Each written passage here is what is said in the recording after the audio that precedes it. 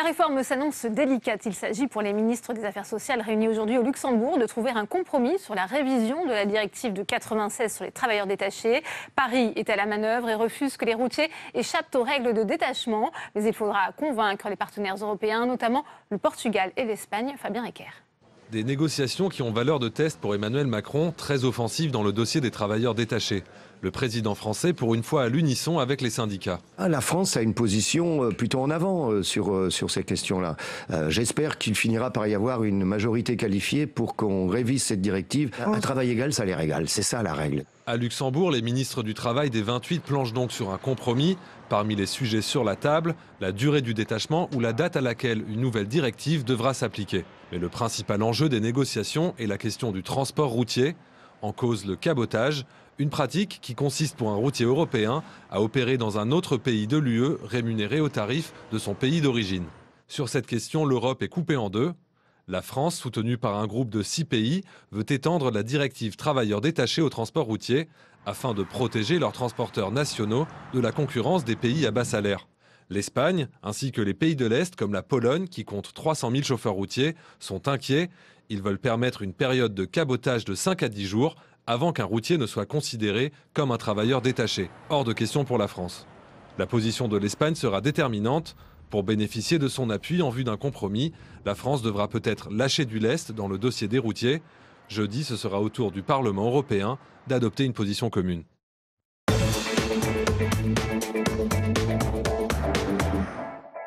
Et on ouvre le débat dans Sénat 360 avec mes invités sur ce plateau. Isabelle Gégouzeau, bonjour, merci d'être avec nous. Bonjour. Vous êtes chef de la représentation en France de la Commission européenne, merci d'être avec nous. J'accueille également sur ce plateau Éric Bocquet, bonjour, vous êtes sénateur communiste du Nord. Vous avez travaillé sur cette question des travailleurs détachés lors d'un rapport pour le Sénat, c'était il y a 2 ans, on va bien sûr en parler également sur ce plateau. Richard Yung est également avec nous, bonjour, vous êtes sénateur La République En Marche, vous représentez les Français de l'étranger. Et Rachid Temal, bonjour, vous êtes sénateur socialiste du Val d'Oise. Merci à vous d'avoir accepté cette invitation. Isabelle Gégouzeau, on sait qu'il y a aujourd'hui une différence de positionnement entre le gouvernement français et la Commission européenne. Est-ce que vous pouvez nous rappeler un petit peu quels sont les enjeux de cette révision de la directive aujourd'hui au Luxembourg ? Alors, ce sont des enjeux, d'abord c'est un travail qui dure depuis longtemps, où la Commission, dès son arrivée, a voulu renforcer toutes ces questions autour du droit social et des droits sociaux. Et donc, ce qui est aujourd'hui en question, plus que les différences sur tel ou tel point, c'est est-ce que l'on va réussir à appliquer en Europe le principe à travail égal, salaire égal, partout sur le territoire. C'est-à-dire faire en sorte que si un travailleur détaché d'un autre pays vient en France, il est payé au même prix qu'un travailleur français ayant les mêmes qualifications. On revoit une directive qui est une directive de 1996 qui posait des minima. On ne pouvait pas payer en dessous du SMIC. On devait respecter, lorsqu'on détachait des personnes, on devait respecter les minima sociaux, le temps de travail, etc. Aujourd'hui, on va un cran plus loin et on dit non seulement pour respecter le salaire minimum, mais si on a quelqu'un de qualifié, eh bien, il doit être payé au prix du même travailleur qualifié national. Donc c'est ça l'enjeu essentiel de cette directive. Et là-dessus, il n'y a aucune différence entre la Commission européenne et la France. On est absolument d'accord. Éric Bocquet, est-ce que ça sera possible un jour à travail égal, salaire égal au sein de l'Union européenne ? Je ne veux pas jouer les Cassandres, mais je suis très très réservé, pour ne pas dire pessimiste. On est dans une Europe de la concurrence libre et non faussée. C'est inscrit dans le marbre de nos traités européens. Et le dumping social sévit, mais de manière de plus en plus brutale.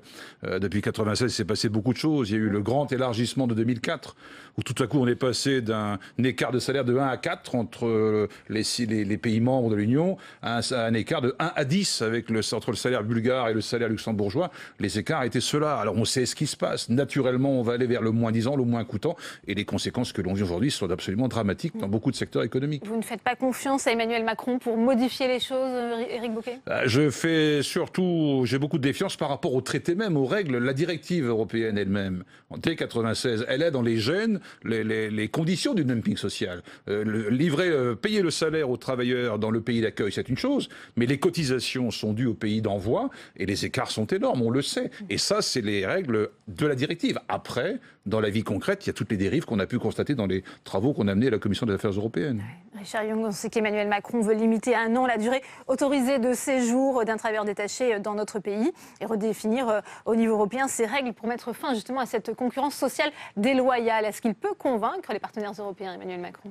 Sur ce point-là, oui, je pense que les points de vue peuvent se rapprocher. Ça se discute entre 24 mois, ce que demande un certain nombre de pays du groupe de Visegrad, d'Europe de l'Est, et la proposition d'Emmanuel Macron, enfin de la France, de le faire 12 mois. 12 mois, c'est déjà assez long. Moi, personnellement, je trouve que c'est déjà assez long.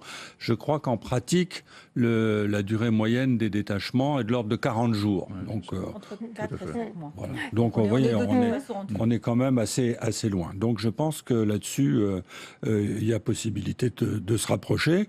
Moi, je pense que c'est quand même un grand progrès pour répondre à notre ami sénateur du Nord, M. Bocquet. Avoir comme base le salaire du pays qui emploie, bien sûr, pour les charges, c'est différent. Mais c'est aussi vrai pour les différentes rémunérations annexes, les repas, les tickets repas, etc. Je pense que là, il y a quand même un progrès important. Et du coup, il n'y aura pas de concurrence faussée puisque tout le monde sera sur la même base. Ouais. Rachid Temal, est-ce que vous pensez malgré tout que ça règle la question du dumping social? C'est ce que disait Éric Bocquet à l'instant. L'Europe a un problème de dumping social. C'est plus large que ça. Mais en tout cas, on sait bien qu'il y a d'abord il y a un débat en France sur la question européenne, sur est-ce qu'il faut plus d'Europe, moins d'Europe. Et je pense que ce dossier-là est symptomatique ou symbolique justement d'une forme de dérive. Et que si enfin il y avait dans la réalité un travail égal, salaire égal, je pense que ce serait un grand pas. Il faut aussi, il y a à la fois le principe de liberté de circulation des hommes et des femmes, et en même temps, il faut le principe d'égalité. Donc moi, je pense que c'est un bon pas. Après, sur la question globalement du dumping social, fiscal, il reste beaucoup à faire. Mais si on peut dire aux Françaises et aux Français, voilà, sur cette question-là, on peut avancer, je pense que c'est déjà une bonne chose, à la fois pour les Français et les Français, mais en globalement pour les travailleurs. Parce que je rappelle qu'à la base, ce texte-là doit pouvoir, historiquement, c'était ça l'idée, aussi de protéger les salariés. Et donc, il ne faut jamais oublier cela, c'est-à-dire que soit c'est une Europe qui protège et qui doit donner de l'égalité, et je pense que c'est le texte qui va dans ce sens-là. Et enfin, parce que je sais que moi, mes camarades au niveau parlementaire européen travaillent sur ces questions-là avec d'autres, c'est une bonne chose que nous avançons. Ce n'est pas un sujet qui vient démarrer avec l'élection d'Emmanuel Macron, si je peux me permettre cette petite parenthèse, mais c'était déjà avant et même sous l'ancien quinquennat avec François Hollande. C'est bien que sur ce point-là, comme quoi, même le passé, il y a de bonnes choses. Justement, est-ce qu'il y a peut-être aussi une sous-estimation de la part d'Emmanuel Macron des lourdeurs technocratiques de l'Union européenne pour pouvoir avancer sur ce dossier, Isabelle Gégouzeau? On est dans une négociation.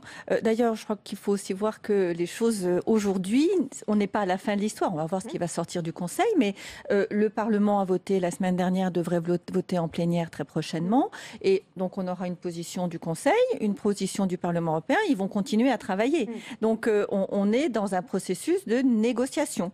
Et c'est tout l'enjeu de l'Europe. Parce que, effectivement, il y a des positions différentes. Si vous êtes polonais, vous avez vu arriver beaucoup d'entreprises de l'ouest de l'Europe, parce que la France, qui reçoit des travailleurs détachés, en envoie également énormément. La France est un des pays qui envoie le plus de travailleurs détachés dans les autres États membres, 200 000 environ tous les ans. Et c'est pour les entreprises françaises des marchés, une capacité de se développer. Et c'est ça aussi qu'il faut voir. Donc ça marche dans les deux sens. Et le travail détaché, c'est aussi de très grandes opportunités pour des entreprises françaises d'aller plus loin.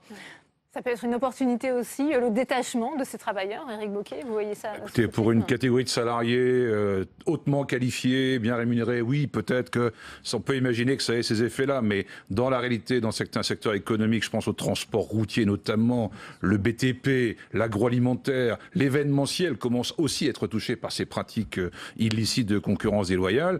Ça fait des dégâts considérables et ça affaiblit ce qu'on appelle notre modèle social, qui c'est pas un gros mot, c'est un modèle qui a été construit au fil des décennies par les luttes, les batailles qui ont pu être menées, et on peut en être fier. Il ne faut pas détruire ça, il ne faut pas ramener tout le monde au plus bas niveau, il faut tirer tout le monde vers le haut. Et je pense que si l'Union européenne avait été construite en 57, puisque c'est le même âge, j'ai le même âge que l'Union européenne, voyez-vous, si on avait dit d'emblée décrétons l'harmonisation fiscale et l'harmonisation sociale, eh bien nous y serions.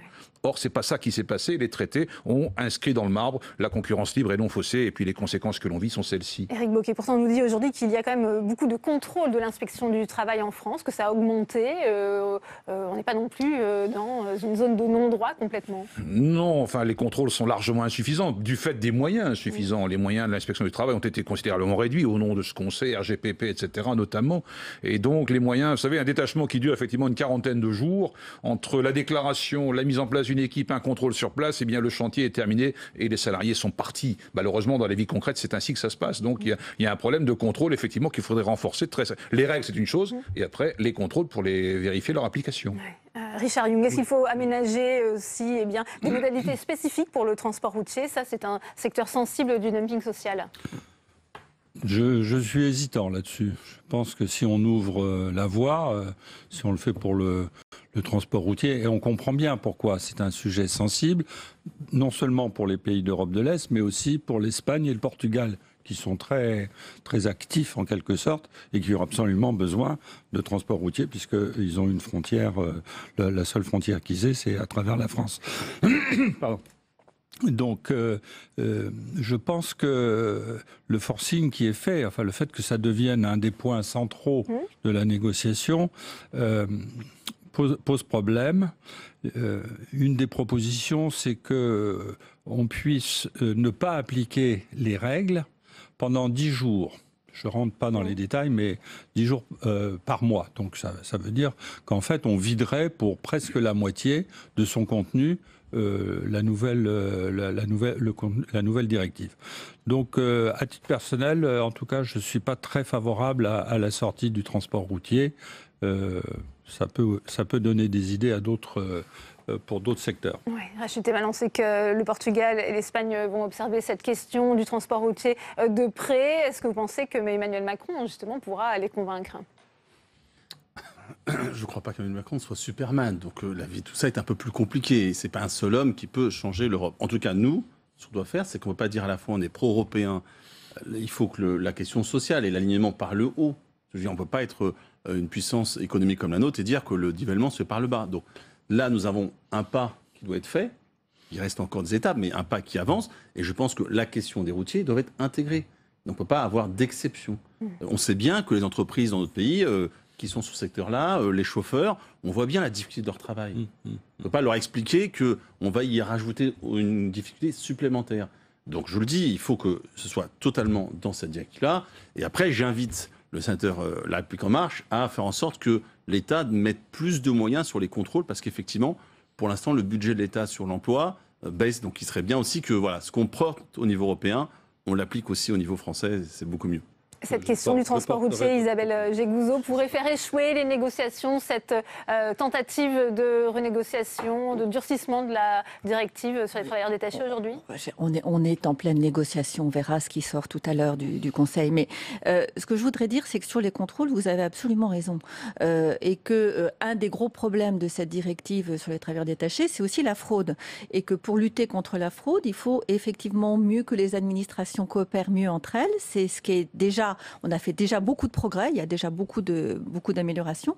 Et puis, la Commission va proposer... Ça, Isabelle Jégouzot, tout le monde n'est pas d'accord, justement, sur cette communication de données entre administrations. Alors, il y a eu des progrès. De facto, il y a eu des progrès, mais on a encore des progrès à faire. Et c'est bien pour ça que la Commission va proposer l'année prochaine la création d'une autorité européenne du travail qui aura dans ses missions, notamment, de faciliter la fluidité des échanges entre entre les administrations nationales pour faciliter effectivement ces échanges d'informations qui permettront, entre autres, de lutter contre la fraude. Donc c'est effectivement un des points. Et puis je voudrais répondre aussi à monsieur sur le fait que nos acquis sociaux sont essentiels. Évidemment qu'ils sont essentiels. Ils sont tellement essentiels d'ailleurs qu'on a aussi proposé, et ça devrait, c'est aussi à l'ordre du jour du Conseil aujourd'hui, le socle européen des droits sociaux, c'est-à-dire un socle de droits qu'il faut respecter partout dans l'Europe, et c'est véritablement vers cette convergence dont vous parliez, donc un socle de droits dans toute une série de domaines qui vont de l'égalité homme-femme au niveau des salaires, à la protection sociale, à l'encadrement, à l'aide au retour à l'emploi. Enfin, il y a toute une liste d'une vingtaine de propositions. Et le Conseil en discutait aujourd'hui et ça sera proclamé, si tout va bien, par les chefs d'État, un sommet qui aura lieu à Göteborg dans un mois, à la fin du mois de novembre. Donc c'est évidemment extrêmement important et évidemment l'Europe ne doit pas signifier que l'on perd en droit. Au contraire, on doit tirer vers le haut et c'est ce qu'on est en train d'essayer de faire. Éric Bocquet, quelles conséquences en cas d'échec aujourd'hui de cette révision sur cette directive des travailleurs détachés ? Eh bien, j'imagine que le nombre de travailleurs attachés va continuer d'exploser, puisqu'on est passé entre 2005 et 2015 en France à une multiplication par 980%. De 27 000 à 280 000 environ. Ça, c'est la réalité des chiffres. Donc, si on ne règle pas les choses, si on ne réglemente pas davantage, si on ne contrôle pas de manière plus sérieuse, avec des moyens humains et techniques, ça risque de s'aggraver et l'Europe continuera d'inquiéter comme elle inquiète aujourd'hui.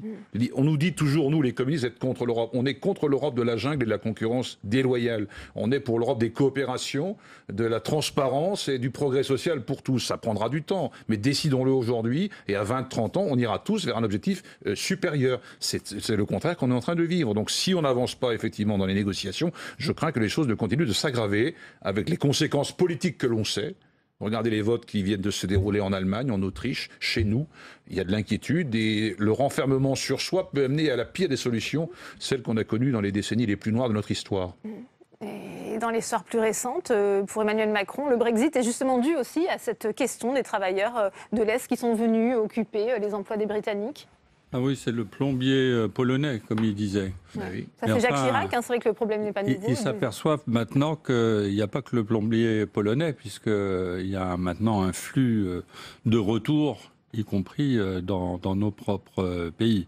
Je crois que là, l'opinion publique britannique a été trompée et mal dirigée. Mais pour répondre à ce que vient de dire notre ami Bocquet, moi je trouve que justement, les propositions qu'il y a sur la table en matière de salaire, en matière de durée de contrat, vont dans le sens de l'égalisation et dans le sens d'une plus grande justice sociale. Je trouve que c'est vraiment des mesures tout à fait souhaitables et tout à fait bonnes. Je ne crois pas qu'on puisse les critiquer. Mais je crains qu'elles ne soient pas unanimement partagées par les 28 États membres de l'Union européenne aujourd'hui. Le clivage est fort, très très fort, et les antagonismes très forts. Rachid Temal, est-ce que vous pensez que justement la position défendue par Emmanuel Macron est suffisamment protectrice ?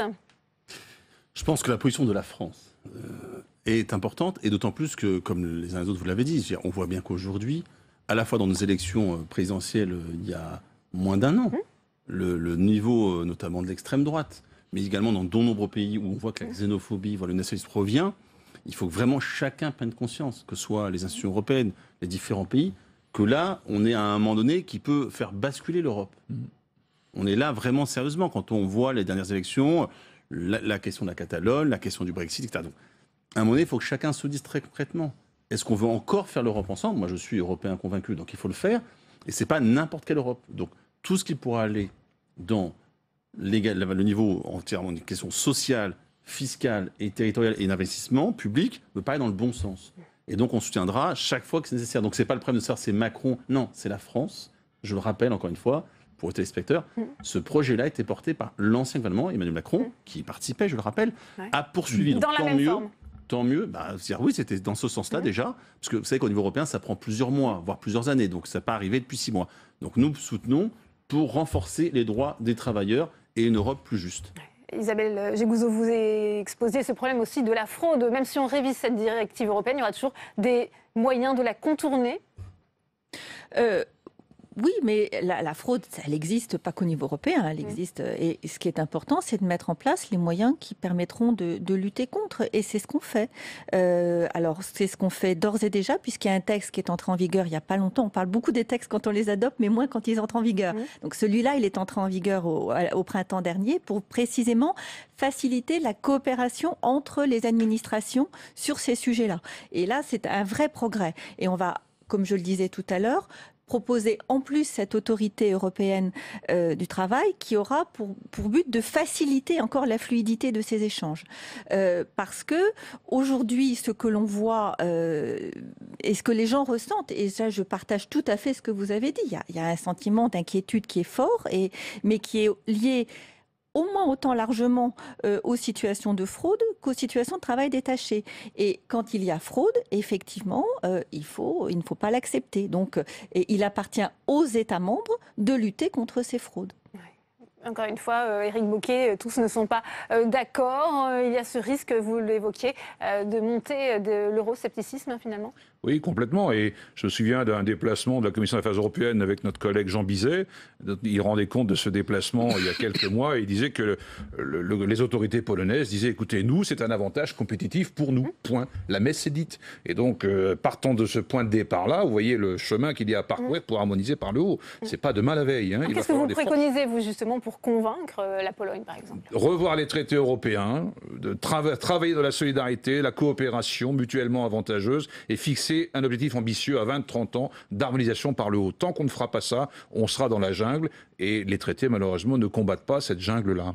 Richard Yung, c'est vrai que c'est un argument de la Pologne, ça a été rappelé en termes de compétitivité.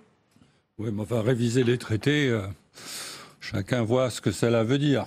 Ah oui, on a su le faire. C'est pas 30 ans, là. Ah oui, mais... C'est 60 ans. Moi, je pense qu'il y a beaucoup de sujets comme ça. Par exemple, la fiscalité.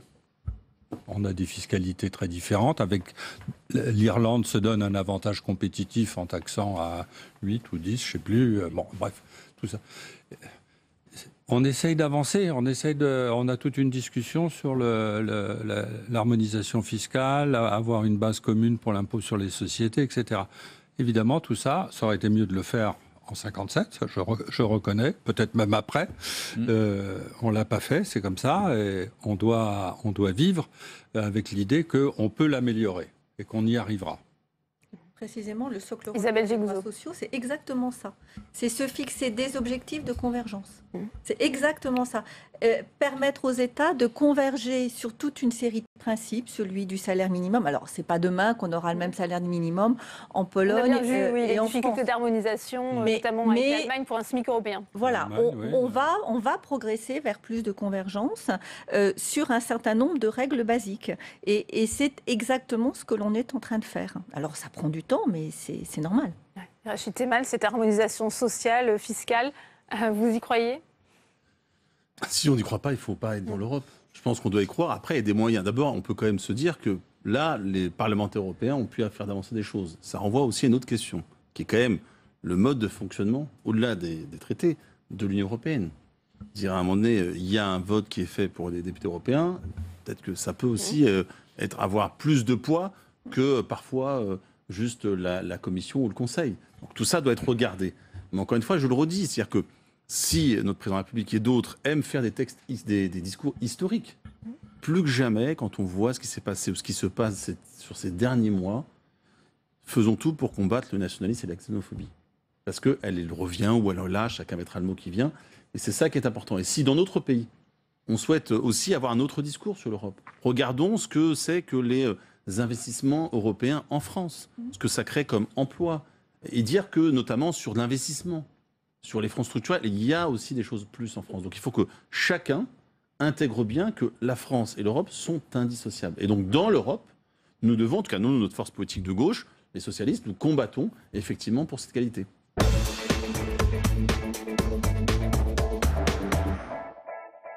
Et j'ai le plaisir d'accueillir sur ce plateau Brigitte Lherbier. Bonjour, vous êtes sénatrice LR du Nord, membre de la Commission des lois. Merci d'avoir accepté notre invitation. Bonjour. Laurence Blisson est également sur ce plateau. Bonjour, secrétaire général du syndicat de la magistrature.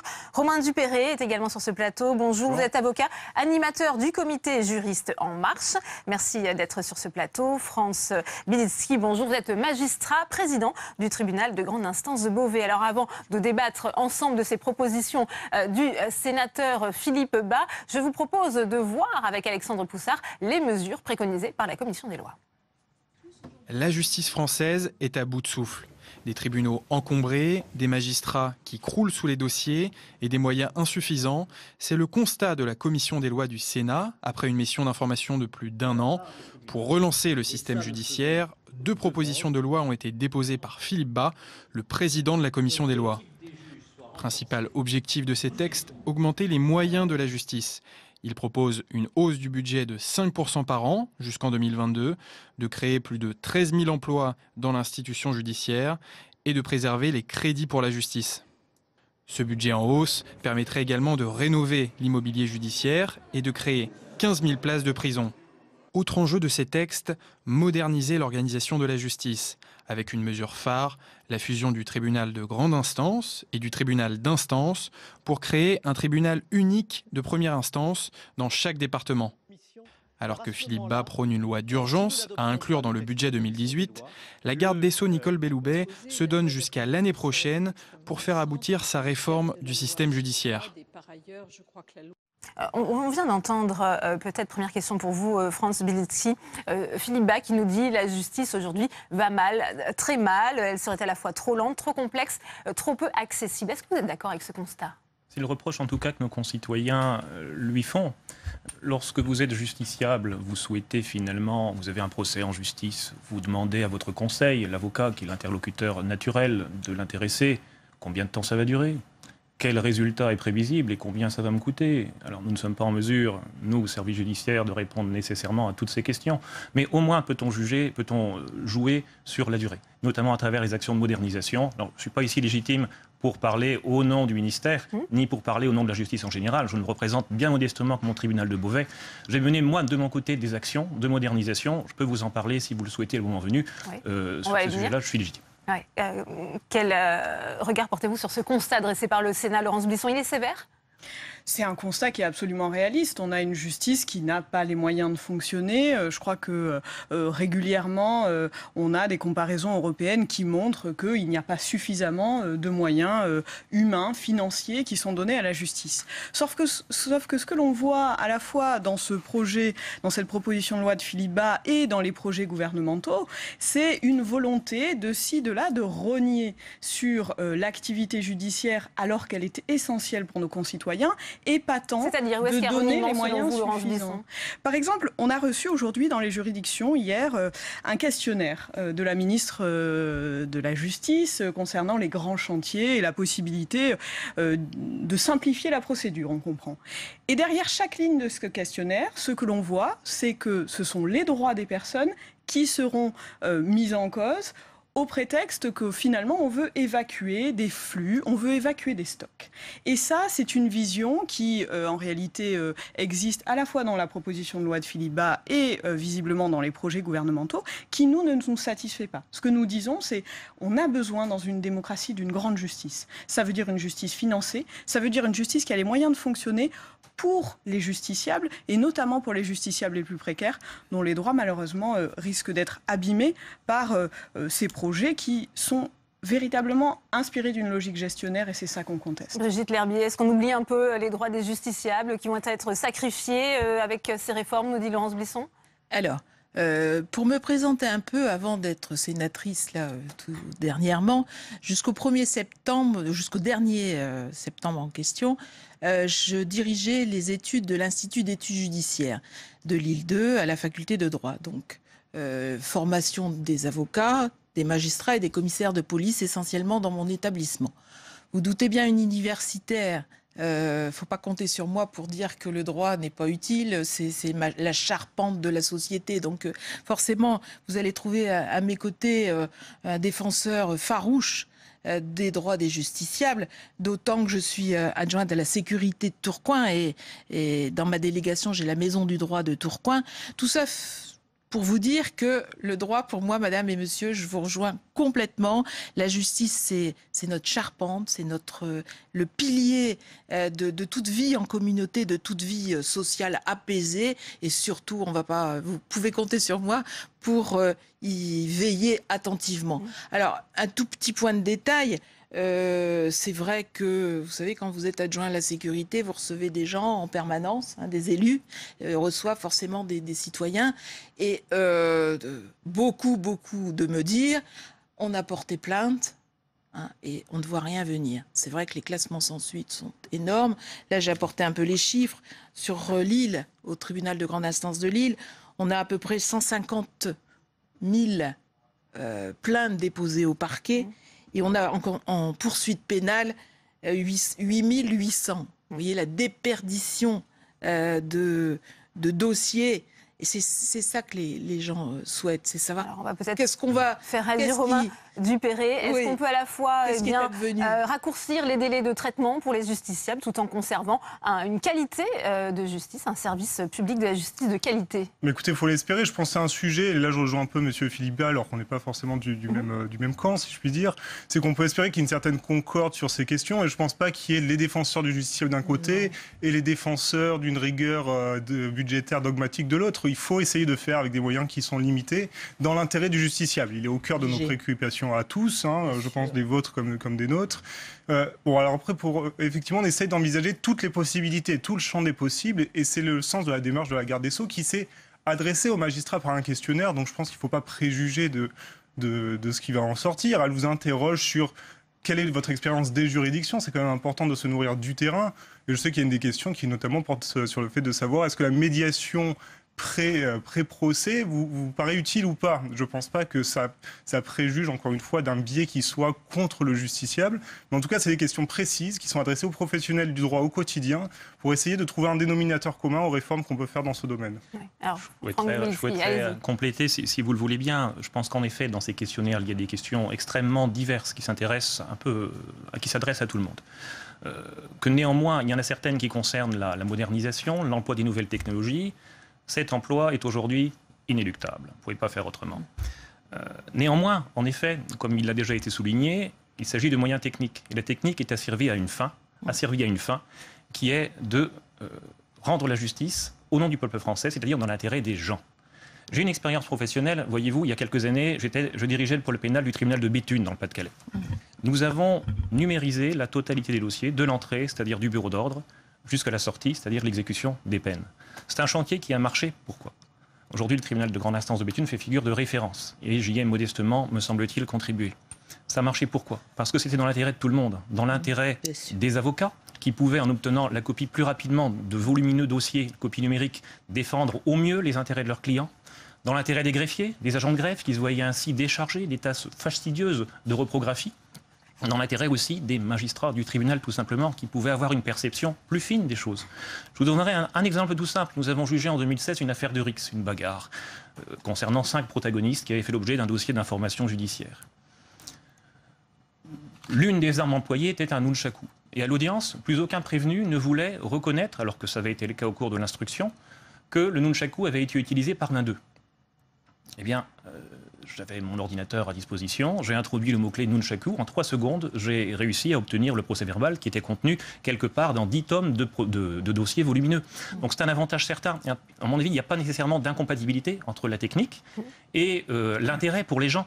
Dès lors qu'on est dans une matière raisonnable, on peut citer d'autres exemples où la technique peut être moins bonne, moins pertinente, mais là, elle est, à mon avis, excellente. Les magistrats sont prêts à ces évolutions, Laurence Seblisson ? Alors, d'abord, il faut savoir que l'institution judiciaire, sur le plan des technologies, notamment des fichiers dont nous disposons, est absolument à la traîne. Ça, c'est une évidence. Et il y a des chantiers qui sont en attente depuis des années sur ces questions numériques.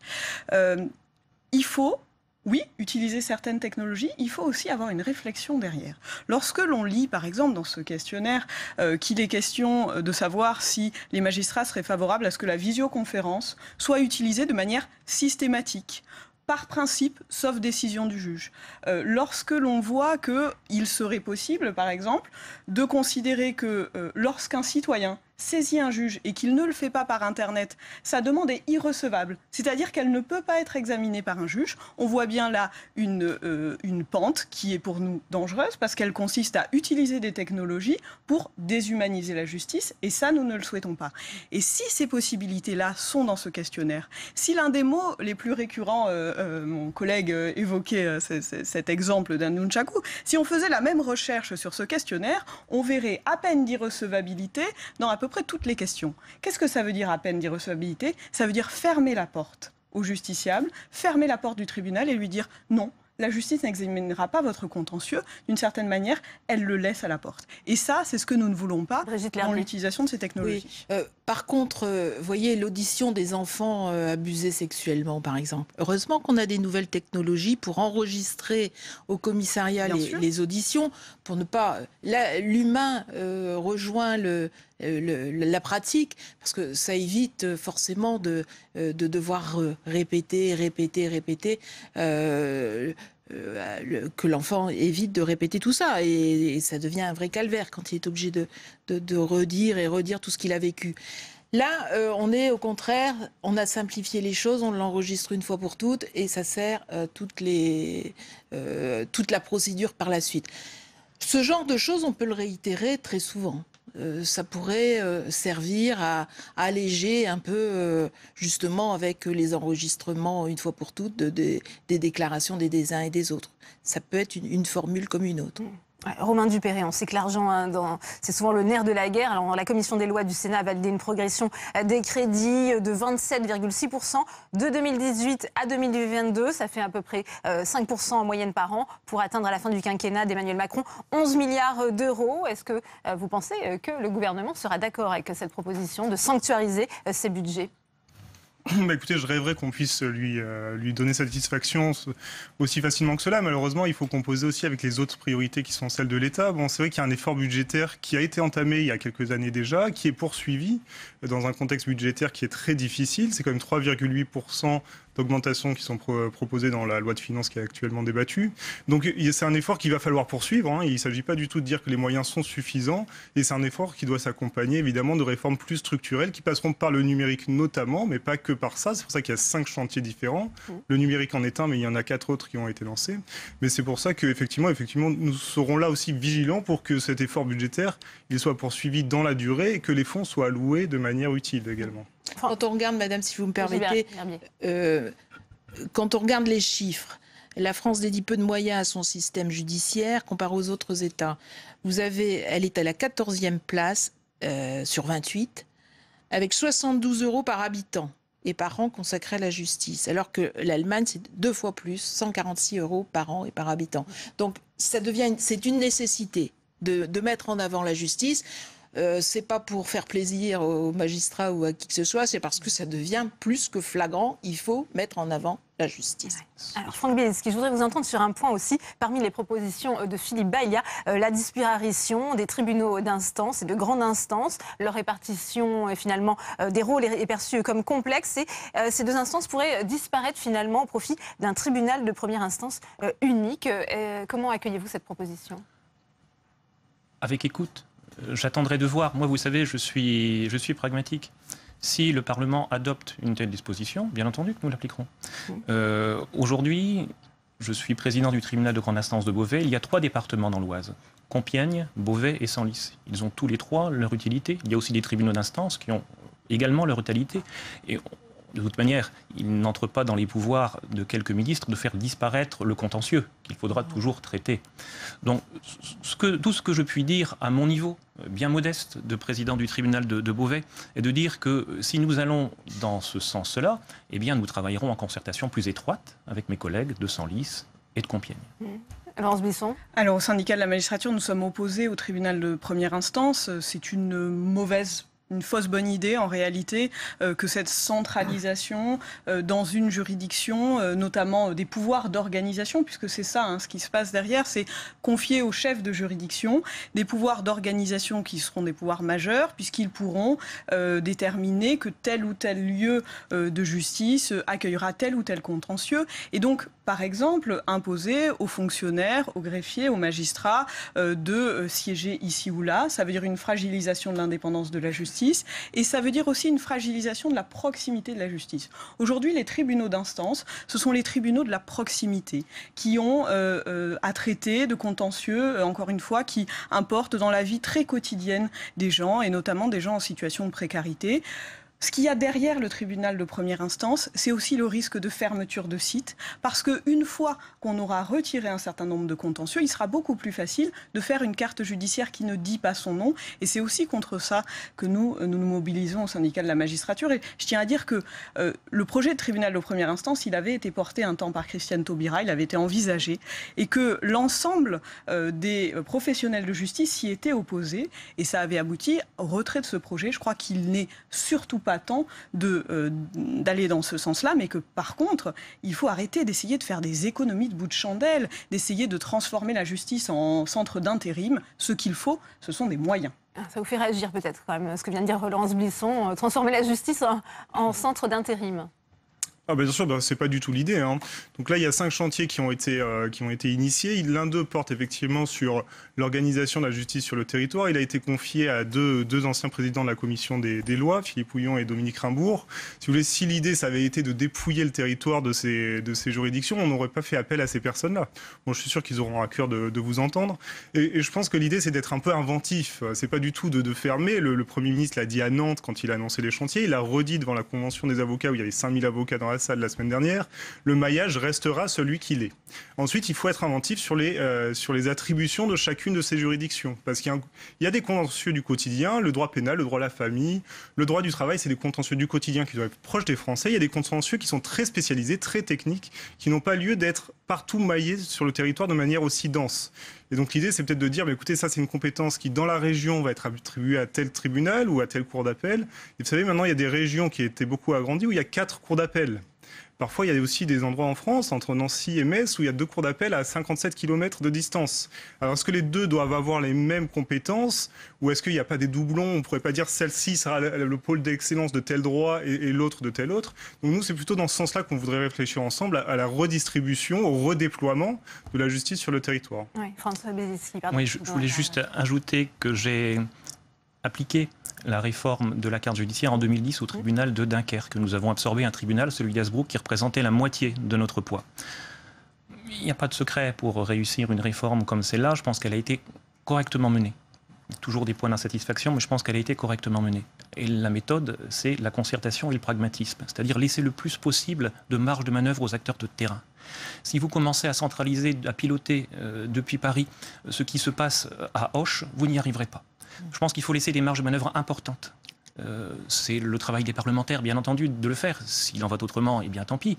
Mais je pense qu'une réforme comme celle-là, si on se dirige vers cette réforme, il conviendra d'accorder de la marge de manœuvre aux acteurs de terrain et de travailler dans la concertation avec les personnels de justice, avec aussi les avocats. Parce qu'une bonne réforme comme celle-là ne peut pas réussir sans le concours des avocats. Brigitte Lherbier.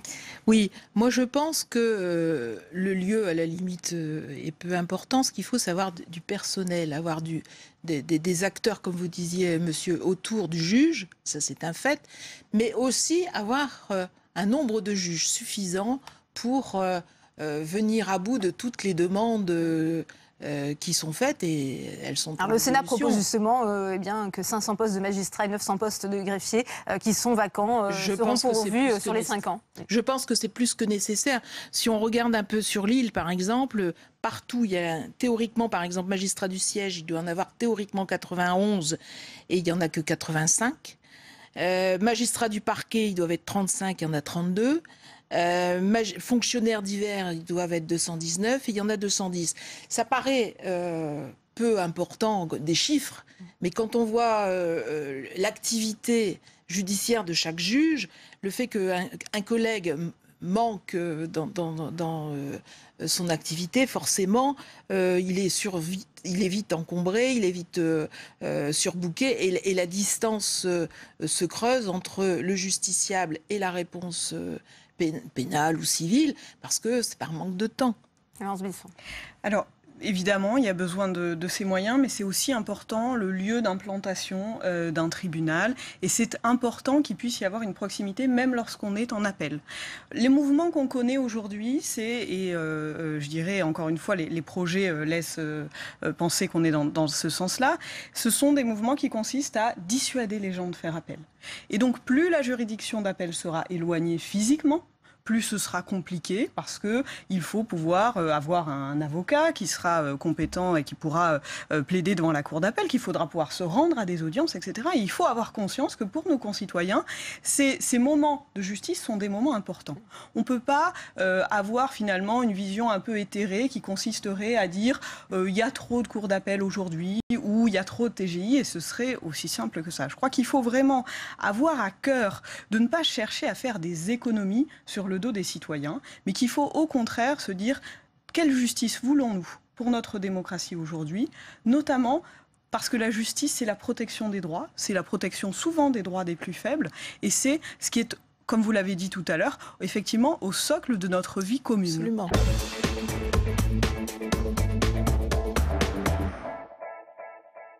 Laurent Alexandre, bonsoir. Bonsoir. Vous êtes chirurgien, chef d'entreprise, cofondateur de Doctissimo, aujourd'hui à la tête d'une société de séquençage ADN, et vous êtes un spécialiste des nouvelles technologies, de l'intelligence artificielle à laquelle vous consacrez ce dernier livre, La guerre des intelligences. Et tout d'abord, cette question évidente, très simple, qu'est-ce que l'intelligence artificielle? À partir de quand peut-on parler d'intelligence artificielle?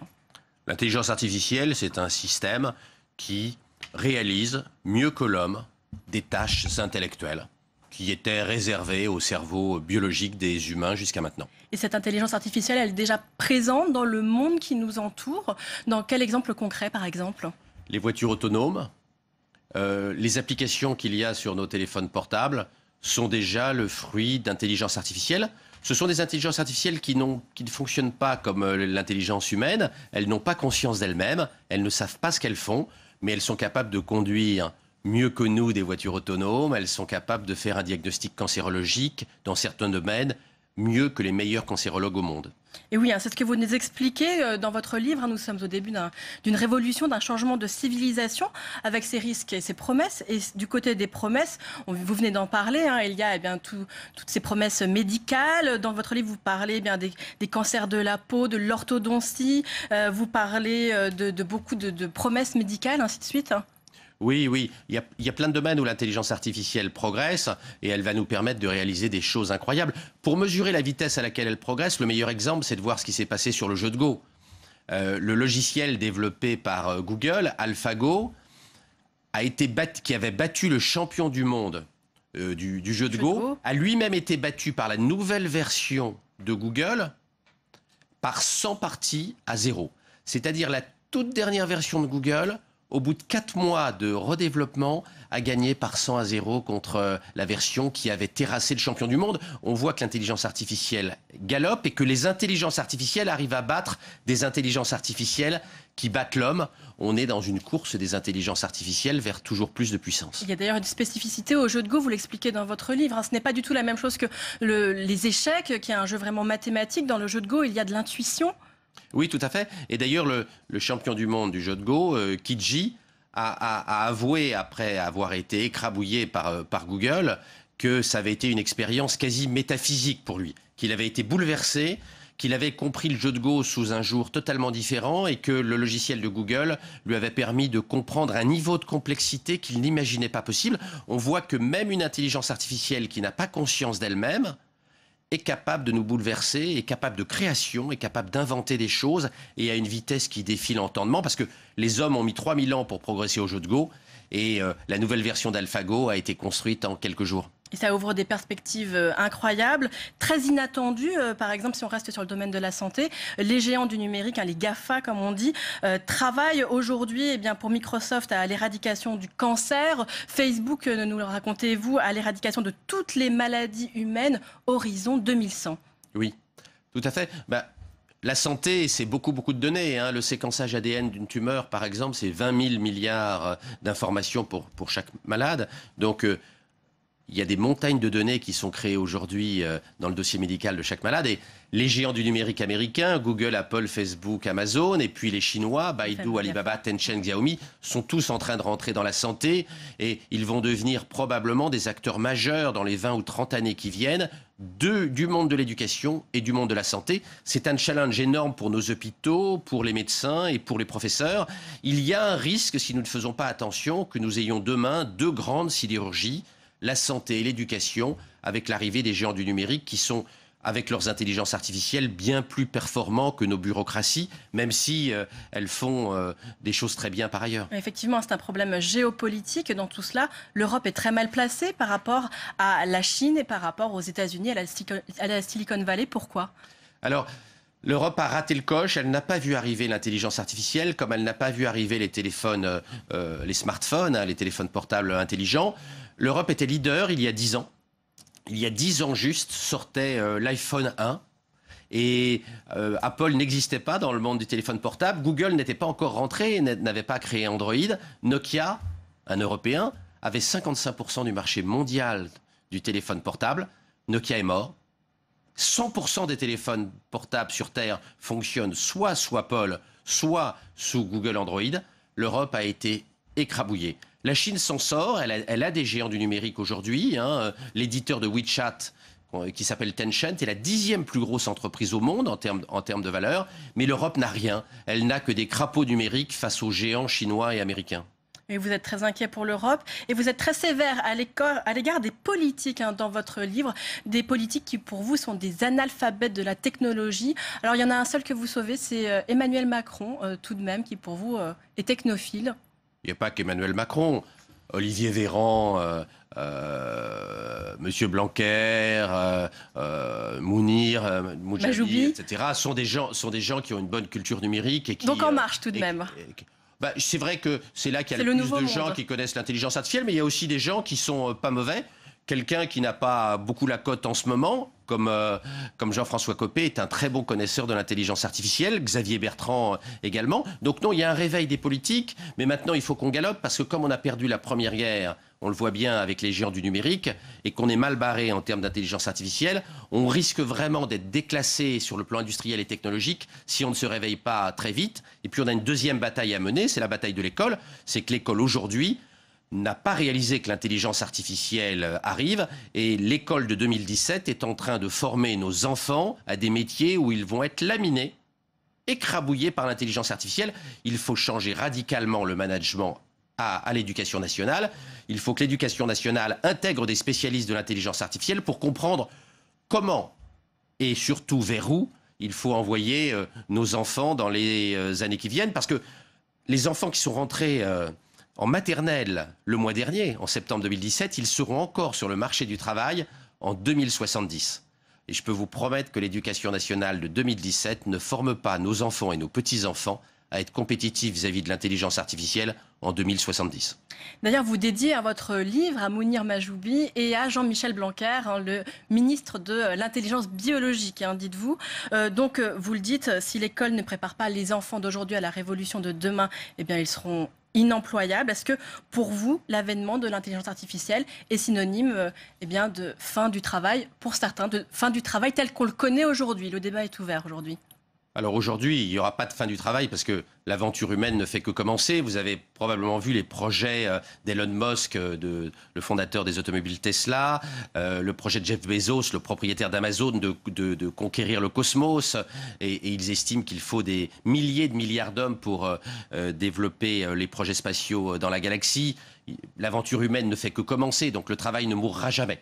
En revanche, ce qui n'est pas sûr du tout, c'est que nous ayons le temps de former les gens qui aujourd'hui vont être dépassés par l'intelligence artificielle pour aller vers des nouveaux métiers. Et comme l'école a pris énormément de retard, il y a le grand risque qu'on arrive à ce que décrit le philosophe israélien Harari dans Homo Deus, c'est-à-dire des dieux qui maîtrisent l'intelligence artificielle et des inutiles, qu'il appelle les useless en anglais, et qui seraient abandonnés par le système parce que incapables d'être compétitif face à l'intelligence artificielle. Il faut vraiment que l'école se modernise très vite. Aujourd'hui, l'école est un monstre bureaucratique avec des querelles syndicales. C'est pas le sujet du moment. C'est pas de se battre entre syndicats rue de Grenelle qui compte. C'est de sauver l'avenir de nos enfants en modernisant l'école et en les rendant compétitifs face à l'intelligence artificielle. Et ça suppose un changement complet de gouvernance de l'éducation. Quel regard portez-vous sur le revenu universel, on le sait, notamment au niveau des GAFA, et sans parler du débat qu'il y a eu ici en France, notamment soulevé par Benoît Hamon. En tout cas, les géants du numérique américain sont favorables à un revenu universel temporaire, un tampon pour permettre aux personnes qui ne sont pas adaptées, qui pourraient se convertir. Je suis favorable, bien sûr, à une indemnisation du chômage et à une formation tout au long de la vie pour que les gens puissent s'adapter aux chocs technologiques. En tant que médecin, en tant que spécialiste du cerveau, je pense que ce serait une monstrueuse connerie de développer le revenu universel permanent, pour une raison très simple, c'est que le cerveau s'atrophie quand il ne travaille pas, et que on a vu, par exemple, chez les chauffeurs de taxi londoniens, quand Waze est arrivé, vous pensez que les personnes qui auraient le revenu universel ne travailleraient pas ils ont cessé de retenir le plan de Londres. Eh bien, on voit au scanner et à l'IRM un effondrement de la taille de l'hippocampe, qui est la zone chargée de la mémoire dans le cerveau. Si nous travaillons moins, on va atrophier le cerveau des gens qui ont déjà des difficultés à être compétitifs face à l'intelligence artificielle. Je pense que c'est une vraie fausse idée. Je pense que c'est un piège politique. Ce serait une monstrueuse ânerie de développer le revenu universel.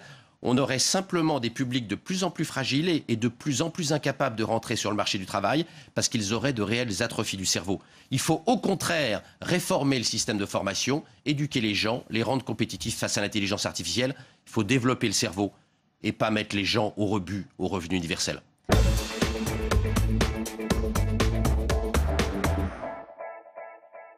Et j'ai le plaisir d'accueillir sur ce plateau Ronan Dantec. Bonjour. Bonjour. Vous êtes sénateur RDSE de la Loire-Atlantique. Merci d'être avec nous. Jean Bizet est également sur ce plateau. Bonjour. Vous êtes président de la Commission des Affaires européennes ici au Sénat, sénateur LR de la Manche. J'accueille également Éric Thirouin. Bonjour. Vous êtes secrétaire général adjoint de la FNSEA, c'est la Fédération nationale des syndicats d'exploitants agricoles. Et Laurent Pinatel est également sur ce plateau. Bonjour. Vous êtes le porte-parole national de la Confédération paysanne. Première réaction avec vous, Ronan Dantec.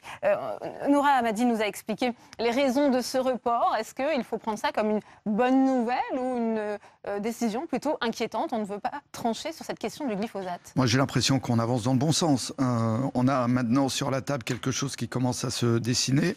Je pense qu'effectivement, la Commission européenne ira vers les 4 ans. Je pense que c'est vers ça qu'elle se tourne. Et ça veut dire que la France devra, elle, pour que tout cela soit cohérent, prendre l'engagement de l'arrêt dans les 3 ans, ce qui est la position du lot. Parce que l'enjeu des prochaines années, c'est que quand cette nouvelle autorisation aux alentours de 4 ans arrivera à terme, il faudra qu'on soit en situation d'en finir avec le glyphosate.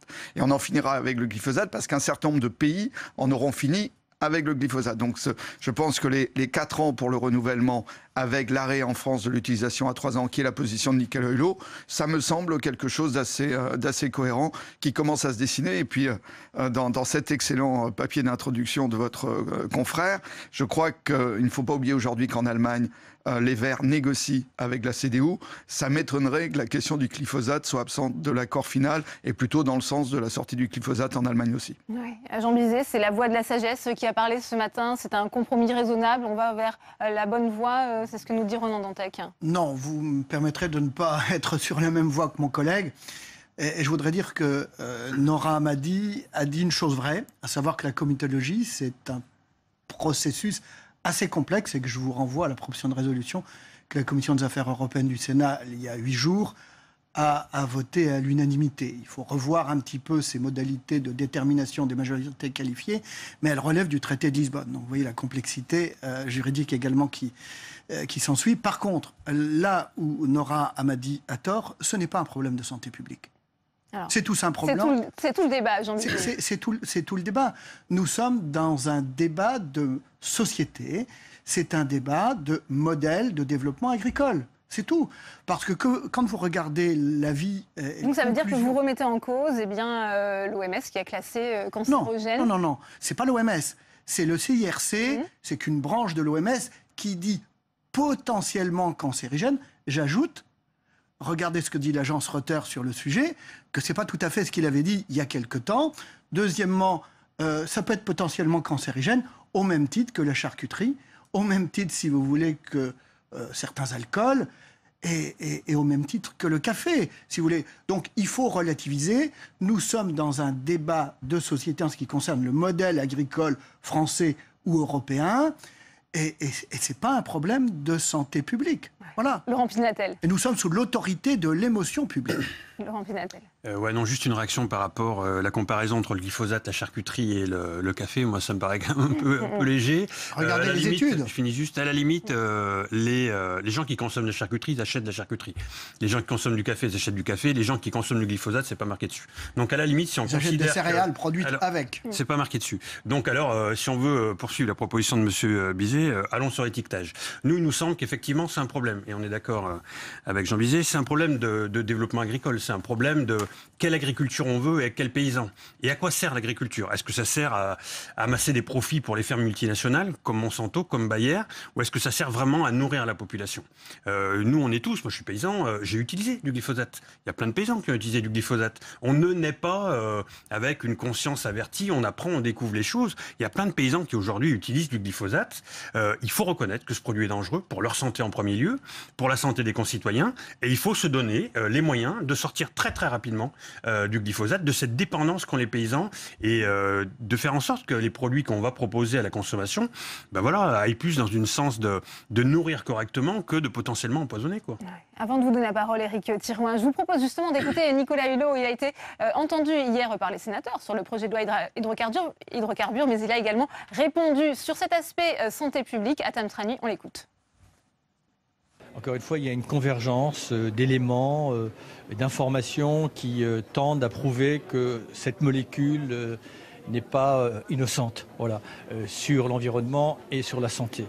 Donc je crois que chacun doit, garder la tête froide et faire en sorte maintenant que l'on s'organise pour sortir de l'utilisation de cette molécule, tout en ayant bien à l'esprit qu'il va falloir aider les agriculteurs à le faire. Éric Thirouin, il y a des convergences d'éléments qui prêtent à penser que cette molécule est dangereuse pour la santé. C'est Nicolas Hulot qui le dit. Quel est votre point de vue ?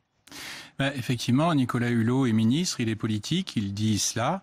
Moi, je regarde ce que les agences de santé, à la fois françaises et européennes, et il y en a 2 agences européennes, puisque même à l'époque où c'était Ségolène Royal qui était ministre, il a été demandé est-ce qu'il y a une 2e étude qui soit faite par l'ECA, et cette étude a été faite en juin dernier, et elle a préciser qu'effectivement, ce n'était pas cancérigène probable en intégrant avec l'étude qui a été citée tout à l'heure avec les cirques. Donc aujourd'hui, moi, j'ai tendance à dire, j'écoute les scientifiques. Il faut savoir si effectivement ces histoires, est-ce que un politique s'y connaît mieux qu'un scientifique et que des agences de santé avec tout ce qui est fait. Nous aujourd'hui, c'est important de regarder les faits et de faire ça. Donc je regrette fortement qu'aujourd'hui la Commission ou les États membres n'aient pas réussi à se mettre d'accord, parce qu'il est grand temps qu'on sorte de cette impasse, de ce débat-là, et qu'on ne mette pas les agriculteurs dans des impasses techniques. Il nous faut absolument qu'on puisse avoir à nouveau une réhomologation, et nous on est sur 10 ans. Ronan Dantec, il y a une discorde scientifique selon vous, ou est-ce qu'il faut sortir de ce débat ? On est sur des faits. Moi, je suis scientifique de formation. Exactement la même avec Jean Bizet. Tout à fait. Explosion des cancers, des malformations en Argentine, où il y a une utilisation absolument massive du glyphosate. Mais c'est pas multiplication des problèmes, notamment de leucémie, sur les paysans français. Tout ça, c'est des faits. Tout ça, ce sont des faits. Vous avez peut-être une explication scientifique pour expliquer pourquoi les paysans français, aujourd'hui, ont autant de problèmes. Pourquoi, en Argentine, on a des problèmes aussi énormes. On sait que l'ensemble des pesticides sont aujourd'hui un des grands problèmes en termes de santé publique. Sont aussi un des grands problèmes en termes de biodiversité. L'effondrement de la biodiversité en Europe, 80% d'insectes en moins. On sait que les pesticides ont une responsabilité majeure dans cet effondrement qui remet en cause l'agriculture elle-même. Donc, il faut vraiment être dans la défense d'un monde qui s'écroule, refuser les faits et les faits scientifiques pour se battre ligne par ligne, année par année, pour que la mutation n'ait pas lieu. Nous, notre question aujourd'hui, et on rejoint le monde agricole, notre question, et je rejoins même Christiane Lambert, je ne vais pas me faire un copain. La présidente de la FNSEA. Qui dit elle-même, attendez, vous ne pouvez pas interdire le glyphosate, on va être inondé par les produits canadiens dans le cadre du CETA qui, eux, ont droit de l'utiliser. Moi, j'entends ce qu'elle dit. Donc, il faut qu'on se remette autour de la table avec Christiane Lambert pour dire, Le CETA, ça ne va pas être possible. Et il n'y aura pas que sur ce point-là, sur les hydrocarbures, y compris avec la loi qu'on va voter, on va avoir des problèmes d'importation d'hydrocarbures extrêmement chargés en carbone dans le cadre du CETA. Il va falloir y revenir aussi. Donc nous, on est dans l'accompagnement d'une mutation. Je crois que la question du revenu agricole, c'est exactement ce qui vient d'être dit, est au cœur aussi. Donc on est en train d'essayer de faire évoluer, malgré les résistances et les conservatismes, vers un monde où les paysans iront mieux, gagneront mieux leur vie et où les consommateurs seront mieux nourris. Justement, Ronan Dantec, pardon, puisque vous me faites la transition, certains agriculteurs s'inquiètent de la fin du glyphosate tant qu'un produit de substitution ne leur est pas proposé. Ils redoutent une perte de compétitivité. On va regarder, avant d'en parler, ce reportage dans l'Essonne de Samia Dechir. Cela fait à peine 10 jours que la récolte des pommes de terre s'est achevée sur cette parcelle. Aujourd'hui, Denis Rabier y sème du blé. Ici, la terre est propre, mais quand il faudra semer dans le champ voisin, des mauvaises herbes risquent de lui compliquer la tâche. Celle-là, je sais que je ne la récolterai jamais. Donc elle va manger l'engrais, à la nourriture que je voulais donner à la semence que je viens de semer. Et finalement, je vais avoir une concurrence. Ces plantes-là ne vont rien me donner. Et le blé que je vais récolter va être mauvais. Avant de semer, il faut donc désherber. Pour cela, il y a 2 options. Utiliser des pesticides ou le faire mécaniquement. Denis Rabier préfère se passer des produits chimiques, mais il dit ne pas toujours avoir le choix. Cette année, le mois de septembre a été pluvieux. Systématiquement, j'essaye d'enlever les mauvaises herbes mécaniquement. Après, c'est les météos qui freinent. Quand on a des périodes pluvieuses, on ne peut pas travailler le sol. Les outils ne peuvent pas travailler, les tracteurs patinent, enfin ça ne va pas. Donc, quand on est vraiment acculé, qu'on n'a plus d'autre solution, oui, on choisit glyphosate pour se débarrasser des mauvaises herbes. Mais ce n'est pas du systématique, c'est ça qu'il faudrait que les gens comprennent. Le glyphosate, c'est un composant utilisé dans les herbicides. Il permet d'éliminer rapidement toutes les mauvaises herbes.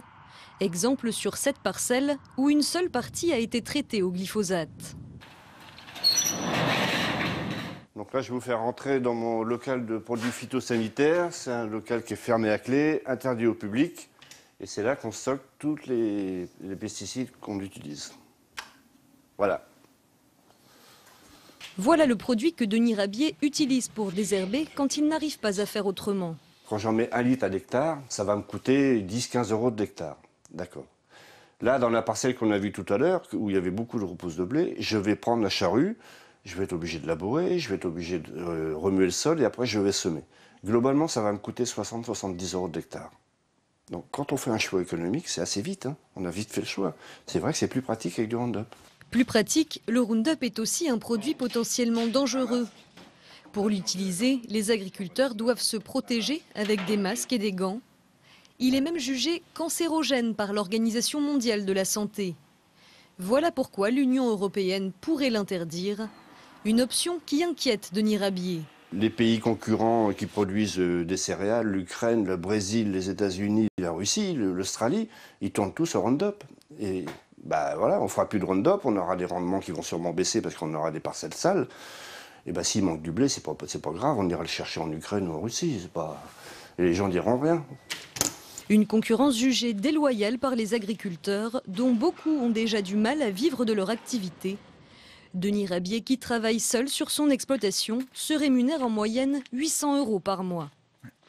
Jean Bizet, que vous inspire ce reportage? Est-ce qu'on peut quand même trouver des alternatives à l'utilisation du glyphosate? Écoutez, je voudrais quand même dire, si vous voulez, qu'il est de la compétence de la Commission européenne de donner son accord ou non sur l'utilisation d'une molécule active, en l'occurrence le glyphosate. Par contre, il revient aux États membres le choix de délivrer l'autorisation de mise sur le marché du produit final. Donc là encore, on arrive à cette situation, je dirais, totalement anachronique, c'est-à-dire qu'on interdira aux agriculteurs français d'utiliser, au niveau des différents français, mais on permettra aux consommateurs de consommer. Parce que, si vous voulez, au-delà de cela, il faudra à ce moment-là mettre un terme au marché unique. Donc, là encore, on revient sur ce que j'ai dit tout à l'heure, nous ne sommes pas dans un débat scientifique. Qu'il y ait le CRC qui a souligné qu'il y avait un risque cancérogène potentiel.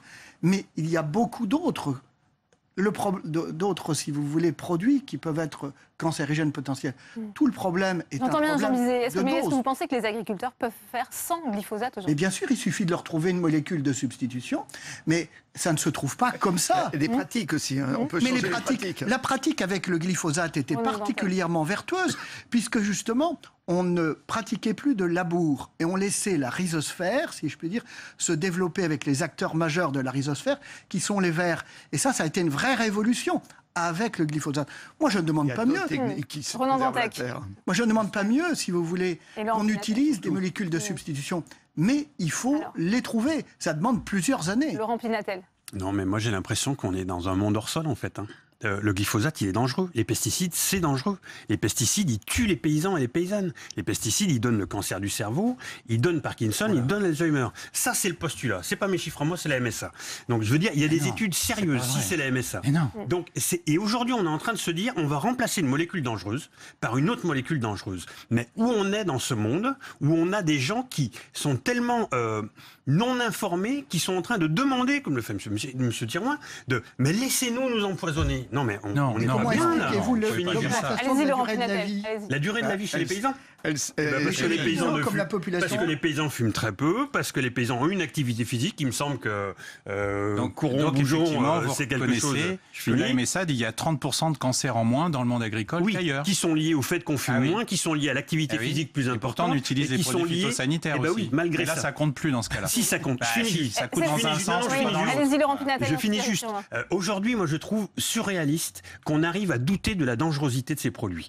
Qu'on se demande comment les remplacer, qu'on se demande comment trouver des alternatives pour accompagner les paysannes et les paysans vers quelque chose qui soit moins dangereux pour leur santé, ok. Qu'on se donne, 2, 3 ans, 4 ans pour se dire, là on va vraiment bosser, on va mettre des moyens financiers importants pour trouver des alternatives, pour qu'on ne se retrouve pas, comme le reportage l'a dit, avec quelqu'un qui dit, mais moi je ne peux pas faire autrement. On se débrouille pour trouver autrement, on y met les moyens financiers. Et après, on détermine un espace dans lequel, si le glyphosate est interdit en France, on peut faire marcher, c'est le cas du diméthoate l'année passée sur les cerises, clause de sauvegarde, pas d'importation de produits issus de pays où il y avait du diméthoate. Mais on n'en est pas là. On est en train de parler d'empoisonnement. On est en train de parler d'empoisonnement universel. Et vous me parlez compétitivité, comment on va empiler du pognon. Moi, je vous parle de mort. Moi, je vous parle de mort, monsieur Bizet. Mais sortez de votre bulle, quoi. Il y a des gens qui me demandent combien il y a de morts. Dites-le. Moi, je ne suis pas élu à la MSA. Est-ce qu'on peut se passer du glyphosate? Oui, mais la MSA ne dit pas ça. La MSA, justement, dit qu'il y a moins de cancers. C'est la mutuelle sociale agricole. La mutualité sociale agricole qui étudie depuis presque 20 ans une cohorte, c'est-à-dire 180 000 personnes dans le monde agricole et qui regarde comment l'évolution des maladies. Et il y a 30% une espérance de vie meilleure dans le monde agricole et 30% de cancers en moins. Donc je réfute complètement ce qui est dit. Par contre, là où je suis d'accord... Éric Thirouin, on a quand même vu les précautions que les agriculteurs doivent prendre lorsqu'ils utilisent du glyphosate. On ne peut pas dire que c'est quand même sans danger. Vous faites de la peinture... Et donc c'est là-dessus que je voulais finir. Un masque. Si vous permettez. C'est là où je suis d'accord. C'est qu'il faut que la France investisse sur des solutions nouvelles. Et à la FNSEA, on dit qu'on est effectivement en mouvement, qu'on a fait beaucoup d'évolutions et qu'il faut continuer d'en faire. On entend les attentes de la société qui veulent qu'il y ait moins de phytosanitaires d'utiliser. Et là, pour le coup, il faut qu'on investisse sur des alternatives, sur les solutions. Et là, je rejoins tout à fait ce qui a été dit, de même que je rejoins ce qui a été dit sur le CETA, où aujourd'hui, on est dans une schizophrénie totale dans notre pays, où on nous dit les agriculteurs français, il faut tout arrêter. Et puis en même temps, on signe le CETA en disant « mais venez avec les produits étrangers qui ont des produits phytosanitaires qui sont d'ores et déjà interdits en France ». Il y a 46 produits phytosanitaires qui spécifiquement dans le CETA sont autorisés venant de l'étranger alors que nous, on n'a pas le droit de le produire. Mais il y a un moment donné, la distorsion de concurrence, il faut quand même qu'on arrête. Nous, on a derrière, si vous voulez, les agriculteurs, on a un métier et je pense que c'est important aussi de l'intégrer. Ronan Dantec. Oui, enfin, quand Jean Bizet il fait de la peinture dans sa cuisine, a priori, les solvants ne se retrouvent pas dans les urines de toute la population française et il n'a pas éradiqué 80% des insectes autour. Donc on est quand même dans un débat qui n'a pas grand sens. Mais je rebondis sur ce qu'a dit Jean Bizet. On a aujourd'hui des signaux extrêmement inquiétants sur l'état sanitaire de la population. C'est-à-dire que l'espérance de vie qui montait tous les ans, ça n'a pas été le cas l'année dernière. Ça s'arrêtera bien à un moment donné. L'espérance de vie en bonne santé n'augmente plus. C'est-à-dire que les cancers augmentent fortement dans la population. On a des problèmes de santé publique. Et ces problèmes de santé publique, elles sont liées à notre environnement. Il n'y a évidemment pas que le glyphosate, on est d'accord. Mais il y a aussi le glyphosate. Et je pense qu'on est dans un moment politique extrêmement important où effectivement la commande politique des citoyens, c'est de dire nous avons le droit de vivre en bonne santé. On n'a pas à nous imposer, quand on nous arrache des cheveux et qu'on les analyse, de retrouver autant de substances chimiques. Alors il y a des lobbies effectivement, et des intérêts financiers qui retardent les mutations. Nous, on est prêts à discuter mutation. Moi, je ne suis pas pour l'interdiction demain matin du glyphosate. Je pense qu'une mutation sur 3 ans, certains écolos veulent aller plus vite. Moi, je pense que 3 ans correspond effectivement à un temps nécessaire. Qu'il y a des pratiques, plein de fermes.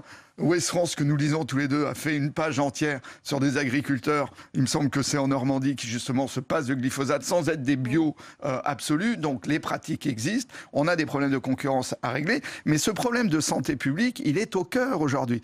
L'environnement aujourd'hui est une grande cause de mortalité. La pollution atmosphérique, les produits chimiques. Et je le redis, la question de la biodiversité qui est absente du débat dans la défense qui est faite du glyphosate devient un sujet majeur de préoccupation. Et enfin, pour finir, moi j'ai été adjoint à l'environnement de la ville de Nantes pendant 10 ans. En 2001, nous avions plutôt baissé nos quantités de phytosanitaires dans les années 90. Avec l'arrivée du Roundup, c'est reparti. C'était la molécule miracle, sans danger. Et donc, on a recommencé à l'utiliser massivement. Moi, en 2001, je suis arrivé, et on a, en 2-3 ans, et la loi Labbé, dont j'étais le rapporteur, a dit la même chose pour l'espace national, on a arrêté. La première année, les gens ont râlé. En plus, c'était une année chaude et humide, donc il y avait de mauvaises herbes partout sur les trottoirs. Aujourd'hui, il y aurait quelqu'un en scaphandre qui reviendrait avec des produits phytosanitaires sur les trottoirs, il prendrait des cailloux. Donc je pense que la population a évolué, il faut entendre sa demande et organiser la société pour qu'effectivement on protège la santé des populations. Jean Bizet, est-ce qu'on a pu mesurer aussi l'impact sur finalement les prix à l'achat, à la fois pour les consommateurs mais aussi pour les agriculteurs, d'une disparition progressive du glyphosate? Écoutez, les agriculteurs, je les connais bien, je les côtoie depuis quand même quelques décennies. S'ils n'avaient pas, je dirais, l'obligation pour avoir une récolte d'utiliser ce produit, ils ne les utiliseraient pas, ça a un coût.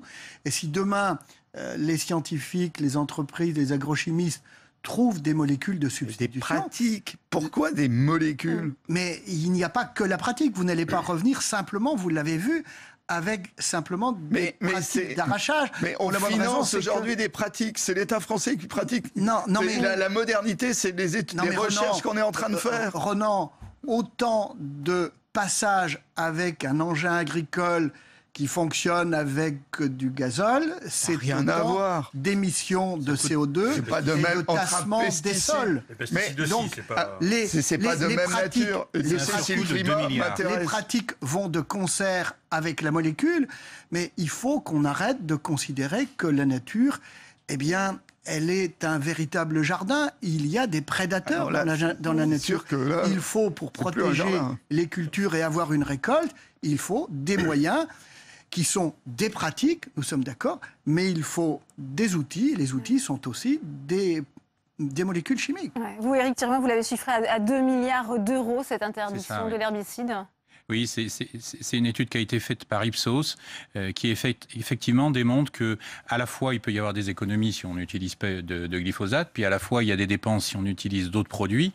Il y a les passages mécaniques, les techniques agricoles qui sont aussi plus de temps, plus d'usure, plus de matériel. Et donc sur l'ensemble de la ferme France, ça a été estimé à 2 milliards par an. Voilà. Donc c'est quand même pas un sujet anodin pour l'économie agricole et le revenu des agriculteurs. Voilà, donc c'est un débat. Mais vous savez, les molécules les plus dangereuses, en 10 ans, il y en a 60% de moins. Moi, je hurle pas contre ça. Les plus dangereuses, effectivement, il faut savoir s'en passer, trouver des alternatives et les arrêter. Là, on est bien sur un sujet où aujourd'hui, les agences de santé n'ont pas classé ce produit parmi les plus dangereuses. Donc, on est sur un débat de société, mais on n'est pas sur le savoir si c'est réhomologué. Vous avez compris ou pas? Voilà, merci. Avant de poursuivre ce débat, on continue les réactions. On va retourner salle des conférences. Nous attend Saveria Rojek. À vos côtés, le sénateur Joël Labbé, justement. Quel regard porte-t-il sur cette décision surprise ce matin? Voilà, Joël Labbé, on n'en débat en plateau, ce report de la décision de l'Union européenne sur le glyphosate. Tout d'abord, comment interprétez-vous ce report, cette décision de l'Union? Eh bien, c'est quand même un signe que la commission, qui jusque-là faisait la pluie et le beau temps avec les experts et sous influence des lobbies, là, elle se trouve dérangée et dans l'obligation de reporter. D'une part, il y a eu l'avis du Parlement européen, d'une part, et d'autre part aussi la position française qui, à mon sens, a fait basculer le rôle qu'a joué Nicolas Hulot dans ce jeu, si c'était un jeu, pour faire en sorte que, pour le moment, ils n'ont pas trouvé d'accord, ce qui veut dire que pour nous qui souhaitons la suppression du glyphosate à court terme, on peut espérer que le résultat, dans quelques jours ou quelques semaines, sera favorable en ce sens-là. D'accord. La commission donc, qui propose de l'interdire d'ici 5 à 7 ans. Paris qui souhaite que la prolongation, Mathilde, on l'a dit tout à l'heure, n'aille pas au-delà de 4 ans. Pour vous, il faut l'interdire au plus vite? Oui, au plus vite. Et je pense que les 3 ans proposés par Nicolas Hulot laissaient suffisamment de temps parce qu'il y a un moment où il faut. Alors désormais, la position officielle, c'est 4 ans. Hein. Mathilde dit 4 ans. Alors on revient sur la proposition de Matignon qui est de 4 ans. Et bien finalement, si la décision est prise pour 4 ans, ce qui ne veut pas dire que dans 4 ans, il y aura de nouveaux débats. Mais je crois que dans 4 ans, ce sera absolument plus possible de prolonger. Donc si c'était 4 ans, ce serait quand même une satisfaction, oui. Les partisans du glyphosate assurent que son arrêt aura un prix considérable pour les consommateurs comme pour les agriculteurs. La FNSEA parle de 2 milliards d'euros. Est-ce que c'est vrai ? Évidemment, on va sortir des chiffres comme cela. Il faut comparer ce qui est comparable. Les externalités négatives produites par le glyphosate et autres produits chimiques ne sont jamais prises en compte sur la santé, sur les pollinisateurs, sur la qualité de l'eau. Autant de coûts qui sont générés par ces pratiques et qui ne sont pas du tout prises en compte. Alors c'est faux, et d'ailleurs l'agriculture biologique démontre que sans produits chimiques, on peut avoir des exploitations qui sont viables et qui produisent des produits de qualité. Très bien, merci Joël Labbé d'avoir répondu à la question, merci. Merci à vous Saveria. Laurent Pinatel, les consommateurs sont-ils condamnés à consommer bio? C'est aussi plus cher pour eux? Oui, moi je pense qu'on est vraiment sur un... Consommer bio, bon, il y a des gens qui arrivent à produire sans glyphosate, ils sont en bio. Et des gens qui n'arrivent pas à produire sans glyphosate, il faut s'intéresser à leurs problématiques et voir comment on peut les accompagner vers des solutions qui soient des solutions de rotation, des solutions de mix de culture, des solutions qui ne soient pas la recherche de nouvelles molécules, mais de nouvelles pratiques. À côté de ça, il y a une attente sociétale beaucoup plus forte.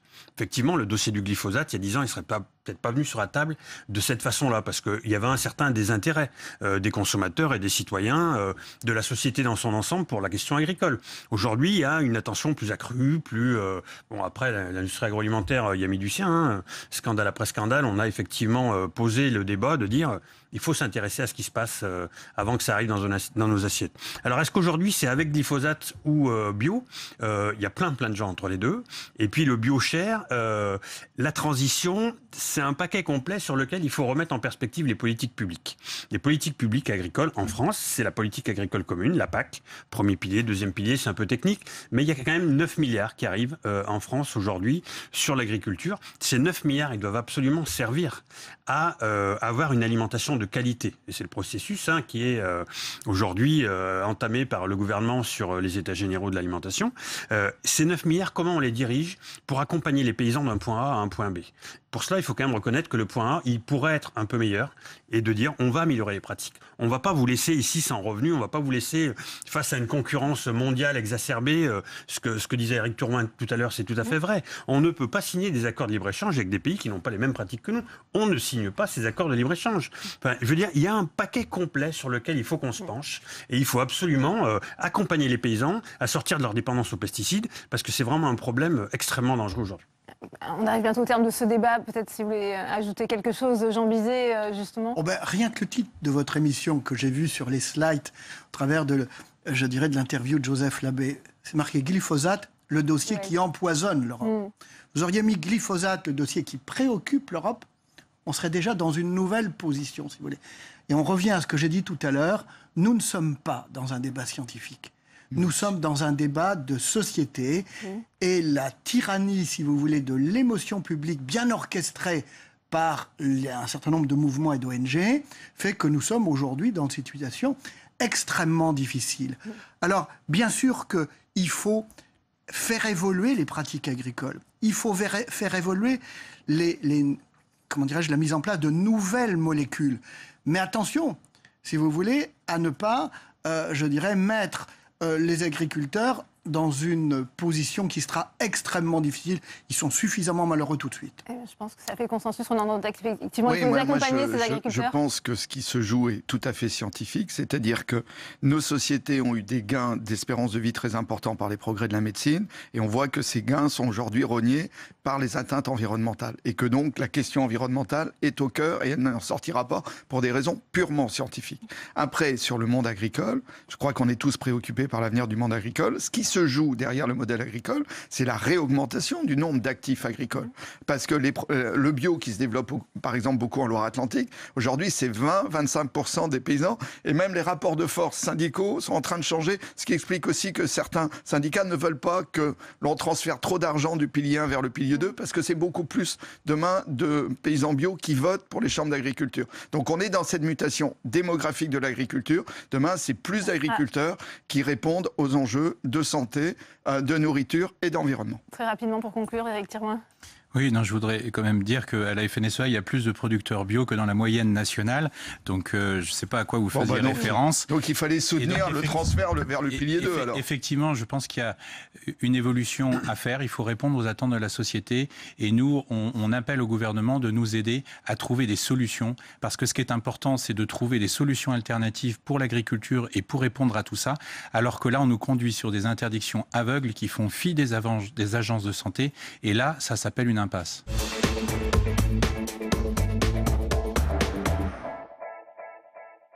Ma question s'adresse à Monsieur le ministre d'État, ministre de l'Intérieur. Monsieur le ministre, il y a urgence à Paris. L'annonce par le CIO de la qualification de Paris pour les JO de 2024 a été une bouffée d'air pur. Je dis bien une bouffée d'air pur, car la fermeture des voies sur berge a aggravé la pollution. Ainsi, l'Observatoire indépendant sur la fermeture des voies sur berge, dont Airparif, a rendu ses conclusions sans appel. Les dioxydes d'azote ont bien augmenté alors qu'ils reculaient depuis 10 ans. Ce type de mesure révèle que Paris n'est malheureusement pas prête pour ce grand rendez-vous sportif. À cause de certaines mesures prises par Anne Hidalgo, notre capitale devient une ville musée. Pourtant, les valeurs de l'olympisme, ce sont le mouvement et l'action, et non pas ce qui fossilise notre capitale. La circulation devient un exploit sportif, la seule discipline olympique, spécifiquement parisienne, sans parler des autres courses d'obstacles que subissent quotidiennement les Parisiens. Avec son écologie punitive, la maire de Paris pénalise les faibles. Cela fait fuir les Parisiens les plus modestes. La volonté d'interdire les véhicules diesel puis à essence n'est faite que pour satisfaire quelques bobos indispensables à la majorité municipale. L'économie de Paris est en péril sans une circulation efficace. Les Parisiens délaissent ainsi les petits et moyens commerces devenus inaccessibles. Nous sollicitons l'aide de l'État pour mettre fin à ces mesures d'asphyxie incompatibles avec cette qualité de capitale organisatrice des JO. Monsieur le ministre d'État, nous avons besoin de vous et du préfet de police. Qu'envisagez-vous pour que Paris reste cette ville lumière, ville attractive, face à ces mesures qui feront de Paris une des villes les plus embouteillées d'Europe? Et en matière de bouchons, monsieur le ministre, vous vous y connaissez. Je ne vous parle pas des bouchons lyonnais qui font la réputation de votre ville. Les voies sur berge, monsieur le président. Il faut conclure. Portez le nom de Georges Pompidou. S'arrêtons d'emmerder les Parisiens. Monsieur le ministre d'État.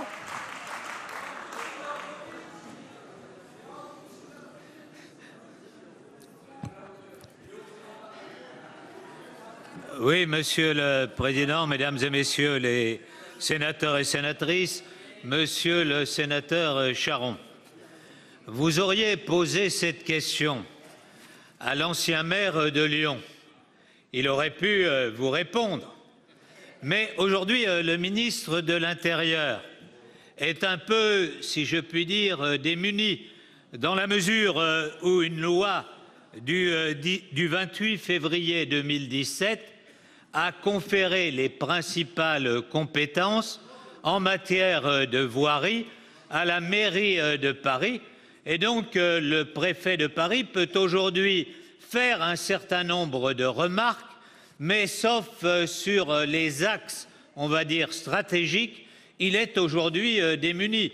Il peut donner un certain nombre de conseils, mais c'est aujourd'hui le maire de Paris et le Conseil de Paris qui décident. Dans la perspective des Jeux Olympiques, nous avons demandé, j'ai écrit personnellement à Madame la maire de Paris, d'avoir une réflexion globale sur l'ensemble de l'agglomération parisienne. En effet, comme vous le savez, les Jeux Olympiques vont se dessiner à la fois sur Paris intramuros, mais également sur la première couronne. Et donc, il convient que nous ayons une réflexion globale sur les circulations à l'intérieur de ce grand secteur si nous voulons réussir les Jeux Olympiques 2024.